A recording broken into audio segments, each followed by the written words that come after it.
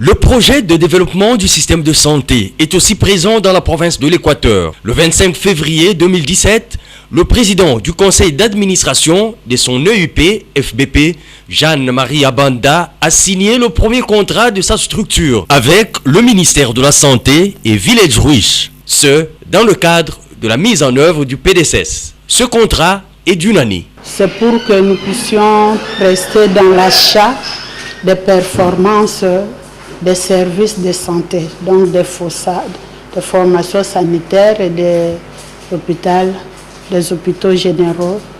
Dans 4 DPS, il y a la DPS de l'Équateur, du sud du Bangui, de la Mongala et de la Tchoapa qui nous concerne.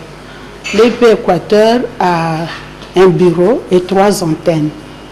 Et c'est pour que ces antennes soient installées, puissent commencer les états des lieux et les travaux que nous venons de signer ce contrat. Pour l'EUP Équateur, ce contrat est bénéfique à double titre. D'abord, pour améliorer la qualité des soins dans nos formations sanitaires, on va commencer à acheter des performances des services, des prestataires.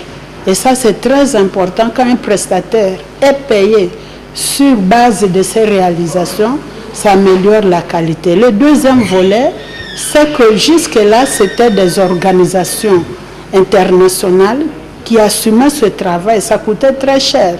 Et l'EUP, c'est une structure locale qui vient d'être mise sur pied et je suis sûre que ça va pérenniser encore ce travail, même avec les moyens de bord de notre gouvernement, si jamais la Banque mondiale se retirait. Le travail va être fastidieux pour l'EUP Équateur qui aura à aider les 4 nouvelles provinces, c'est-à-dire l'Équateur, la Mongala, la Tchoapa et le Sud-Ubangui à émerger afin d'atteindre la couverture sanitaire telle que demandée. À titre de rappel, la signature de ce contrat par les EUP d'une part et le ministère de la Santé publique d'autre part permet à chaque EUP de remplir convenablement sa mission qui est la signature des contrats de performance avec les formations sanitaires, la vérification quantitative des prestations au niveau des dites formations, le coaching dans l'utilisation des outils de prestation des soins, la validation des plans de management et l'organisation de la vérification communautaire